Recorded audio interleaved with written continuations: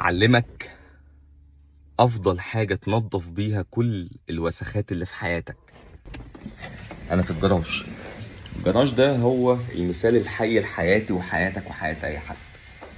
أنا بدخل كل يوم الجراج، مرة بالعربية، مرة بالسكوتر، مرة ابن ياسين بيدخل ياخد العجلة. فأنا متعود إن الجراج يكون مترتب بالشكل اللي أنت شايفه ده. خلاص، كل حاجة مكانها، حاجة النظافة، العجلة، الكاوتش، الحاجات اللي لهاش لازمة متعلقة، العربية، السكوتر، الحاجات دي كلها. بس أنا عندي مشكلة تانية كبيرة أوي.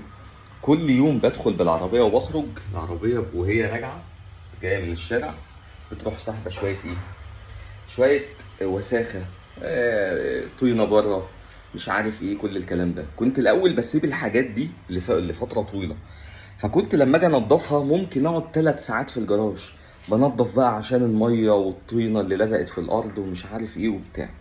فقلت لازم يكون في استراتيجية تانية أنا بتبعها علشان الجراج يكون نظيف. بقيت أعمل إيه؟ أول ما بدخل بالعربية بروح جايب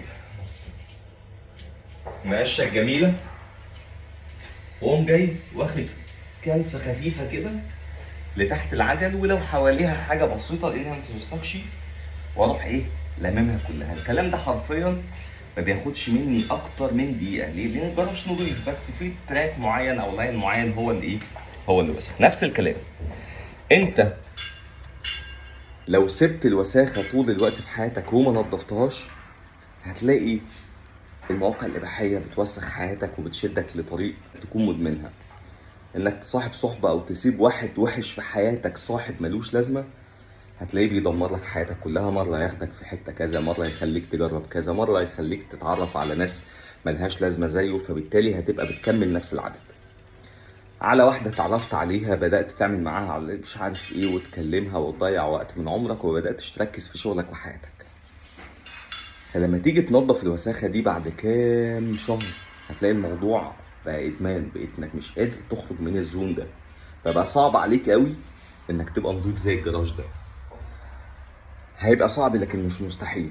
لكن من الأول لو أنت كنت حريص إنك كل شوية تمسك المقشة وتنظف الشخص اللي ملوش لازمة، على العلاقة اللي ملهاش لازمة، على تفلتر الويب سايت اللي عندك او المواقع اللي عندك وما انتش تستخدم حاجه، وتوظف الوقت ده في انك انت فعلا تستخدمه صح، ساعتها هتلاقي حياتك نظيفه، مفيش مشاكل ومفيش صراعات كتيره جدا بتقابلها.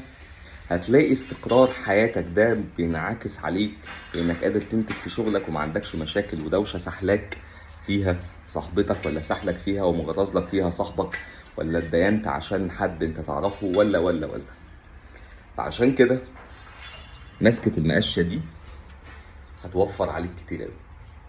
مسكة المقشة دي في وقت من الاوقات هتكون هي الحاجة الوحيدة اللي لو اتعلمتها هتلاقي حياتك طول الوقت نضيفة.